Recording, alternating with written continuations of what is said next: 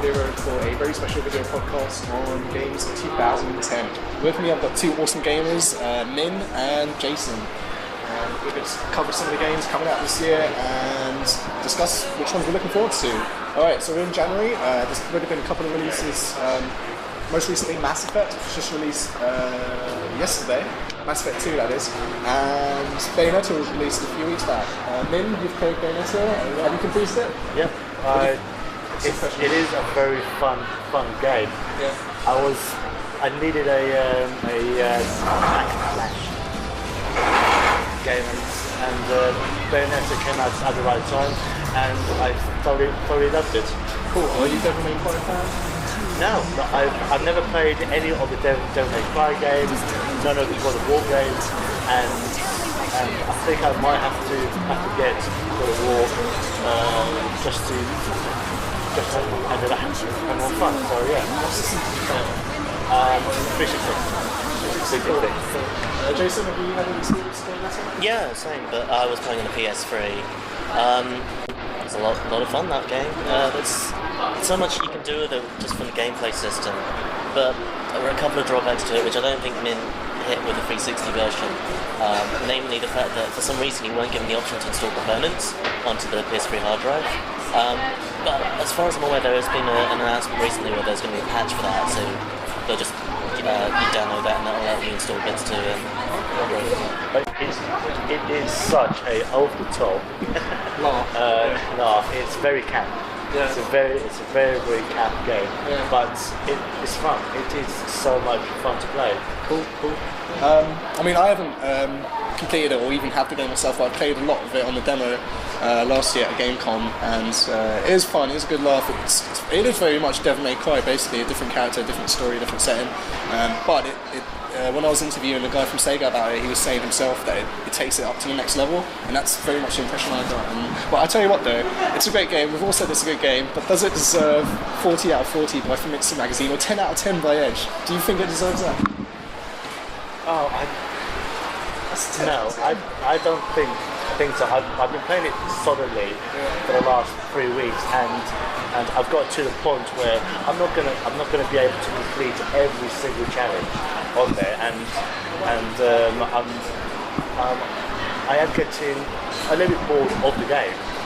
But I can probably say in the next month, later on in the year, I will go back and play the game again. It does have the replay value. I mean, I would have given it 9 out of 10 maybe. For me, it was mainly the performance issues really, but it doesn't take itself too seriously. You can pick it up and just play it whenever. It really is. It's something which I know lots of people were remarking that it might be possibly quite sexist, but I've got quite a few female friends and we've been playing it. Even my girlfriend likes to play it as well. So it's not like it seems to be just doing it for the sake of it. To be honest, it's a very graphically pretty game. But yeah, I mean the way that they've handled it is perfectly acceptable. Awesome. Right, let's move on to our next game, Mass Effect 2. Has anyone got it? Played it?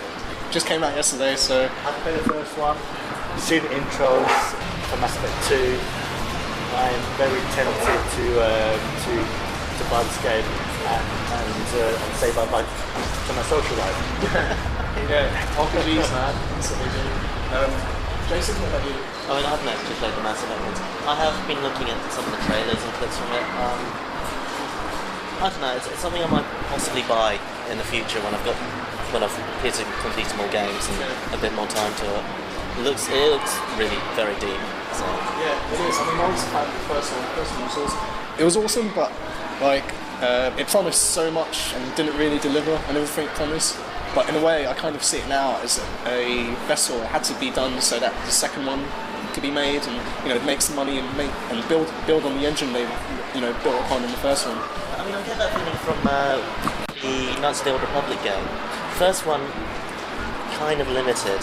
You went to all these different planets, but there was only like 1 or 2 free stages to each planet, and then the second one came out and that seemed to be expanded so much more, plus they fixed quite a few of the bugs that they found in the first one, so I can see what you mean with that. Yeah, I think might be a tactic by BioWare or maybe other people, other developers that make big games like that. There's only so much you can do in the first one. There's only so much money you've got and so much time.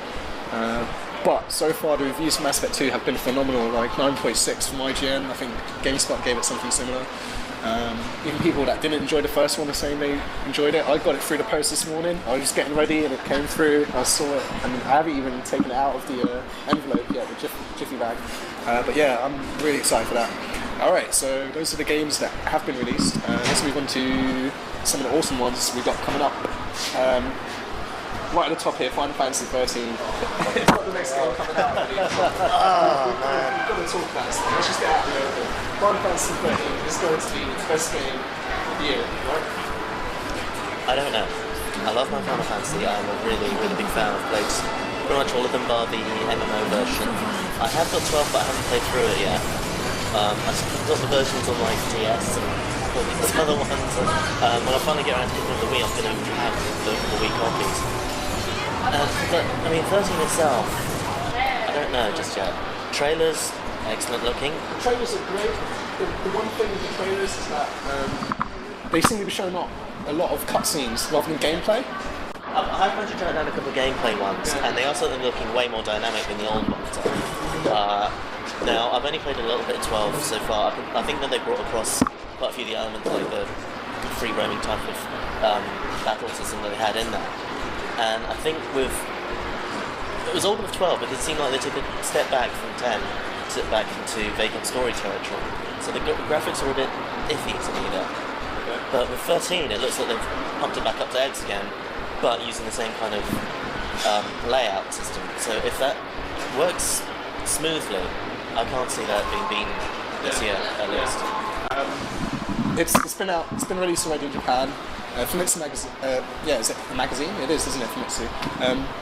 They gave it 39 out of 40, which is a great score, but they gave Bayonetta 40 out of 40. So that's sort of an early indication that possibly Bayonetta's better. I don't know, but the thing is, that's a Japanese, audience, and so they're gonna probably have different, outlook than we might have, or different tastes. As a standalone game, Bayonetta is good in itself. I'm not a huge RPG fan, but if I was to pick up 13, I'll be quite hesitant because I'll be thinking, do I need to know any of the backstories, or do I need to know any of the characters?